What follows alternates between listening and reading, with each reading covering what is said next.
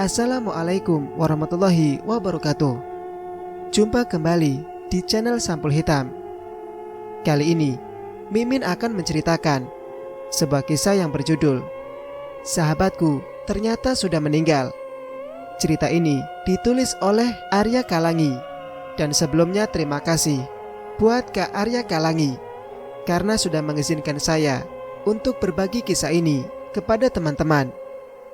Dan bagi teman-teman yang ingin membacanya secara langsung, teman-teman bisa langsung kunjungi link yang saya sudah siapkan, ada di kolom deskripsi. Oke, tak usah lama-lama, ini dia kisahnya. Selamat mendengarkan. Hari ini aku berniat untuk menemui sahabatku yang sedang merantau ke Sulawesi, tepatnya di Palu. Saya pun sangat rindu dengan sahabatku itu, karena sudah terbiasa dari kecil selalu bersama, jadi jauh dikit ada yang beda. Oh iya, perkenalkan, nama saya Andrian dan sahabat saya Fikran. Kami selalu bersama-sama waktu kecil. Namun setelah lulus SMA, dia memutuskan untuk merantau. Katanya mau nyari pengalaman kerja. "Hei, bangun bang, udah nyampe nih," kata sopir bus membangunkanku. Setelah itu, aku baru sadar ternyata aku sudah sampai di terminal yang ada di kota Palu. Saya pun memberi kabar ke sahabat saya bahwa saya telah sampai. Dia menyuruh saya langsung ke rumah dia. "Assalamualaikum, Fikran." Tanpa menunggu jawaban, saya langsung masuk saja. Mungkin karena udah terlalu gak sabar ketemu dia, jadi langsung masuk saja. Saat masuk rumah, suasananya begitu aneh. Ada bau busuk seperti bau bangkai, tapi aku cuek. Lalu saat masuk ke kamar, saya melihat Fikran sedang duduk.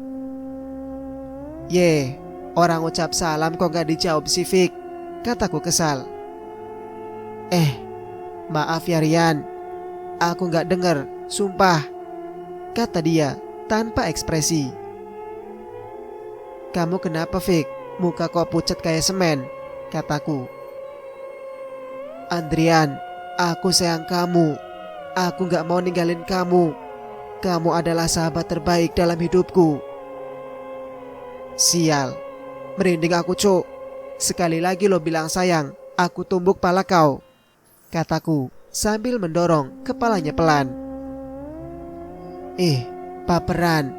Siapa juga yang mau sama lo? Emang gue homo?" Kami pun tertawa bersama. Dan tak terasa hari udah sore. Saya pun memutuskan untuk mandi. Karena dari pagi belum mandi, badan udah kayak pabrik minyak, licinnya minta ampun. "Fik, kamu ada sabun gak?" "Buat apaan emang?" tanyanya datar. "Mau bikin perkedel nih, lapar banget." "Hah? Emang bisa? Caranya?" "Ambil sabun, buka bungkusnya, lalu hantam ke mukamu." Sial. Singkat cerita, selepas mandi, aku baru sadar kenapa rumah sahabat aku ini berantakan, seperti rumah yang tidak berpenghuni. Lalu tiba-tiba Fikran menepuk pundakku. "Hei, ngapain sing lamun?" tanya Fikran. "Sial, ngagetin aja. Ini kok rumah kamu kayak kapal pecah sih, gak keurus," kataku lalu duduk. "Oh, itu. Aku malas beres-beres saja. Toh gak ada juga tamu yang datang," katanya berlalu menuju kamar. Aku yang masih terdiam, karena setahu aku, Fikran itu orangnya paling males lihat yang berantakan dan hobi banget beberes rumah. Mungkin saja dia lagi ada masalah asmara, jadi malas gerak, batinku.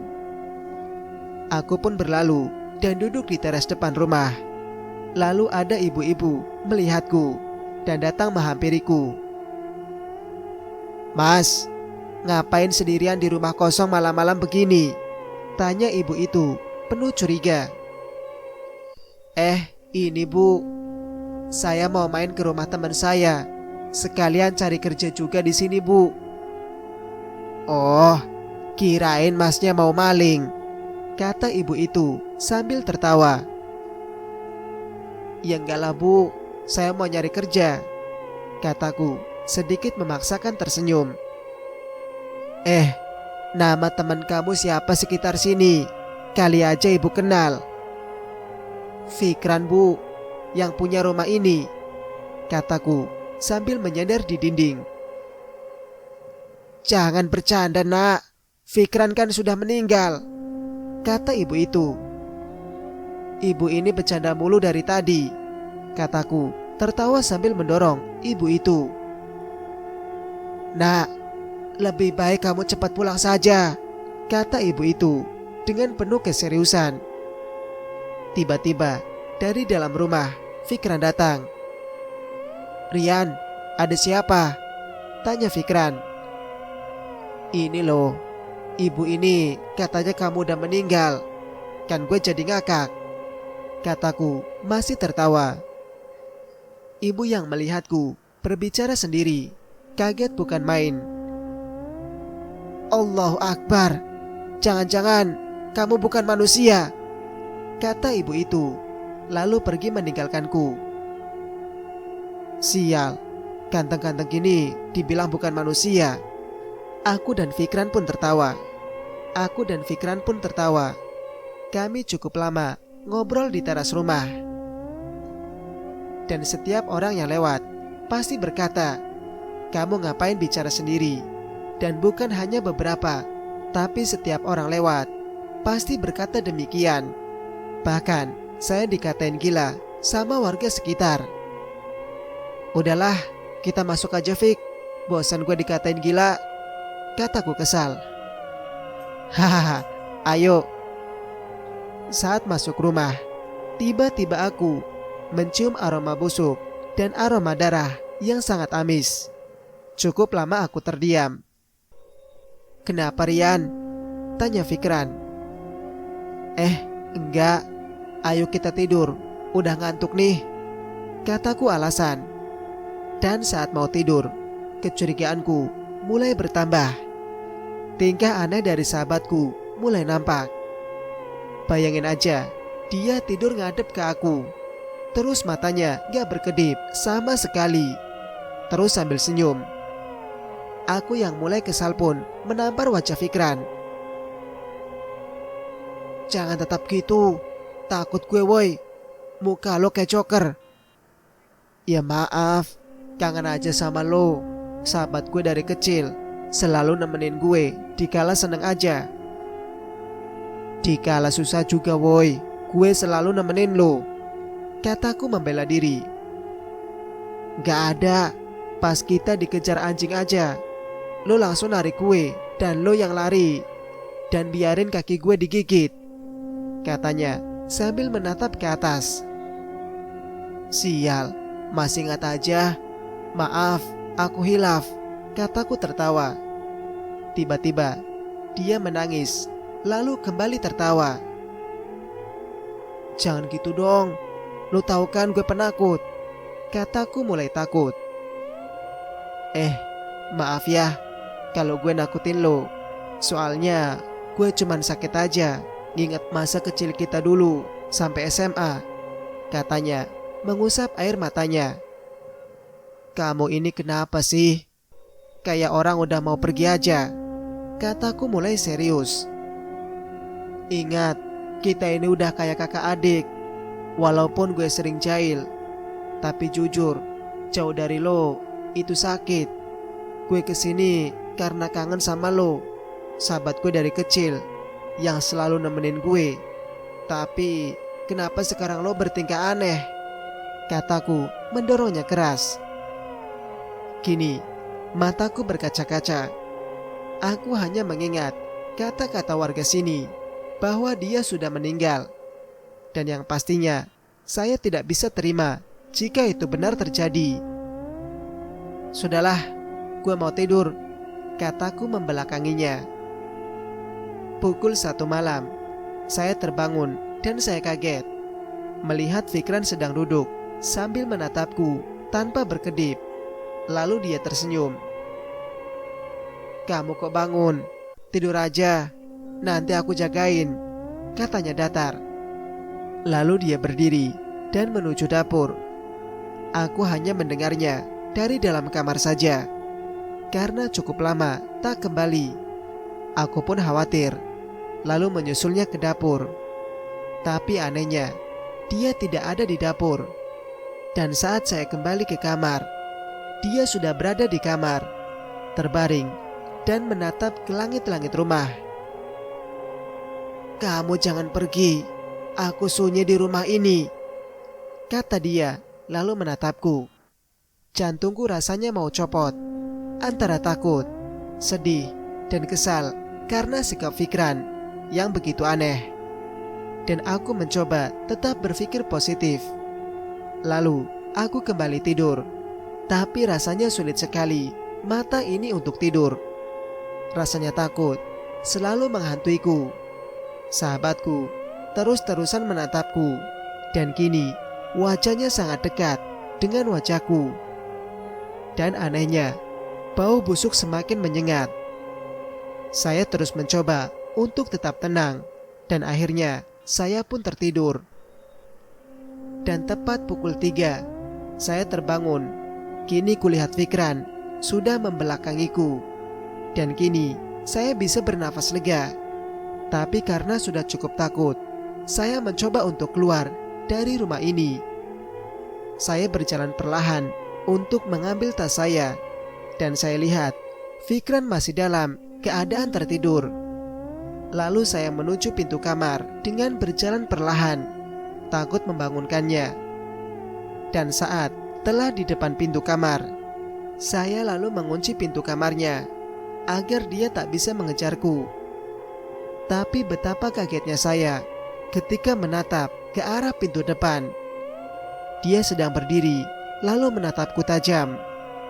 Kini bajunya berlumuran darah dan tangan kirinya hampir putus. Lalu dia menangis dan berteriak, "Jangan pergi!" Dia lalu berlari ke arahku dengan mata melotot. Anehnya, tubuh ini rasanya seperti mematung, tak bisa bergerak. Kini dia tersenyum dan perlahan kutatap bola matanya pun jatuh sebelah.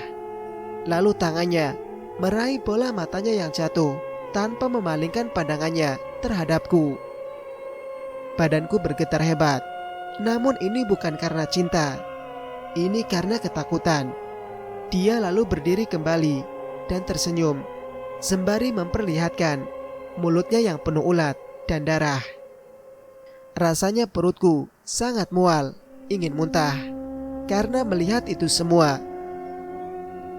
"Kenapa, Rian? Apakah kamu takut terhadapku? Katanya kita sahabat, kok kamu mau pergi?" Katanya tertawa. Lalu tiba-tiba dia menghilang. Aku yang masih bingung dan ketakutan mencoba berlari menuju pintu. Dan sialnya, pintu terkunci. Dan saya mencoba untuk berteriak. Namun sekali lagi usahaku sia-sia. Rasanya mulutku tak bisa berteriak. Dan tiba-tiba saya merasakan leher saya ditiup seseorang saat hendak berbalik ke belakang. Secepat kilat Fikran menusukkan pisau ke perut saya dan ia tertawa lepas. "Kita adalah sahabat sehidup semati, seperti yang kau katakan, Rian." Hahaha. Kembali ditusukkan pisau itu ke perutku dan ke wajahku. "Ampun Fik, ampun," kataku mulai lemah. Kini saya tak bisa merasakan tubuhku lagi. Dan saat saya sadar, saya melihat tubuhku yang terbaring penuh luka dan darah. "Maaf ya Rian, gue ngelakuin ini biar kita bersama terus sampai mati, kata Fikran penuh penyesalan. Iya, gak usah sedih. Sekarang kita udah bebas, udah tenang. Tapi ada yang kurang, Fik. Apa Rian yang kurang? Gimana kalau kita nambah sahabat lagi? Ya udah, ayo terus kita cari sahabat kemana, Rian? Kita cari orang yang kalau tidur suka matiin lampu dan tidur ngadep tembok, kataku tertawa. Iya, terus kita tatap mata dia yang pura-pura tidur, kata Fikran. Gak sabar, apalagi kalau rumah mereka mati lampu, terus mereka sendirian di kamar. Ya udah, ayo, mereka semua udah nungguin kita. Tiba-tiba, pipiku rasanya ada yang nampar. Hei, bangun weh, udah pagi, bangun. Katanya mau kerja, dasar kebo, kata Fikran. Hah, ternyata hanya mimpi, tanyaku dengan raut wajah masih bingung. Mimpi apaan lu bang? Pasti mimpi basah ya, dasar otak mesum. Makanya cari cewek Rian, terus nikahin, kata Fikran memukulku dengan guling. Bukan itu, gue mimpi lu itu setan. Terus tangan lu putus, terus lu kejar gue, terus lu nusuk gue pakai pisau, terus gue mati, kataku serius. Kebanyakan terus lu kayak tukang parkir, kata dia tertawa. Ah, lu mah gak asik diajak cerita, kataku sambil mengambil HP dalam tas. Lagian sih, mana ada setan nusuk pakai pisau. Kali aja setannya lagi gabut, terus nusuk gue. Kini, aku pun ikut tertawa. Singkat cerita, saya lalu pergi ke kamar mandi. Dan setelah selesai mandi, saya masuk ke kamar Fikran. Saya melihat dia akhir-akhir ini kebanyakan diam dan selalu menatapku. Dan lambat laun, saya terbiasa dengan tatapannya yang menyeramkan itu. Woi, punggang mulu, mandi sana. Katanya kita mau ke tempat kerja, kataku sambil berkaca di cermin yang ada di kamarnya. Iya, katanya berlalu melewatiku. Lagi-lagi keanehan muncul saat Fikran berlalu lewat di belakangku. Dia tak nampak di cermin. Fik, tunggu. Kok kamu tadi gak ada ya di cermin? Coba kamu kesini dulu, pintaku terhadap Fikran. Masa gak ada? Mata kamu kali dah buta, kegantengan jadi gak bisa lihat gue lewat, katanya dengan tetap diam di depan pintu kamar. Serius, tadi kamu gak ada di cermin. Coba kita buktiin aja. Sini ayo, kataku menariknya. Namun saat hendak sampai di depan cermin, tiba-tiba ada suara motor jatuh dari arah luar. Sontak saya pergi keluar untuk mengeceknya. Lalu setelah membantu orang tersebut, saya kembali masuk. Tapi belum sampai di depan pintu, saya mendengar ada yang pecah dari dalam kamar. Saya pun berlari, takut terjadi apa-apa dengan sahabat saya. Apaan tuh tadi yang pecah, Fik? Ini Rian.